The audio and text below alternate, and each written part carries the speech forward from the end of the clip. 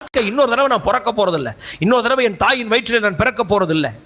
இந்த ஒரு ஜீவன் தான், ஒரு முறை மரிப்பதும் பின்பு நியாயத்தீர்ப்பு அடைவதும் மனுஷனுக்கு நியமிக்கப்பட்டிருக்கிறதே.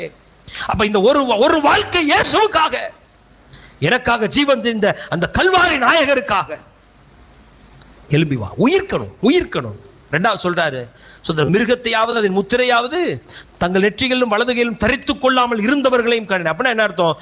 மிருகத்தை வணங்காதவன். ஆமென். இயேசுவை தவிர எதுவும் நாம் ஆராதிக்கப்படத்தக்கதல்ல. இன்னைக்கு மிருகத்தை வணங்க மாட்டோம்னு சொல்லலாம். சிலர் உங்களுடைய வேலையை வணங்கி கொண்டிருக்கிறீர்கள், சிலர் உங்கள் சொந்தங்களை வணங்கி கொண்டிருக்கிறீர்கள், சிலர் உங்களுடைய உறவுகளை வணங்கி கொண்டிருக்கிறீர்கள், சிலர் உங்களுடைய பதவிகளை வணங்கி கொண்டிருக்கிறீர்கள். நீங்கள் எல்லாரும் அந்தி கிறிஸ்துவினுடைய அடிவருடிகள் தான். அதை மறந்து விடாதீர்கள். மிருகம் வரட்டும், மிருகத்தினுடைய முத்திரையை நாங்கள் தரிக்கிறதில்லை. நீ மிருகம் வரும்போது நீ என்ன கலெக்டர்ன்றதை பின்னாடி பார்க்கலாம். இப்ப நீ என்ன செஞ்சுக்கிட்டு இருக்கிற? கர்த்தரை வழிபட வேண்டிய நீ மிருகத்தை வழிபட்டு கொண்டிருக்கிறதை போல வேலையை, சொந்தங்களை, உறவுகளை, மனிதர்களை, பதவிகளை, பட்டங்களை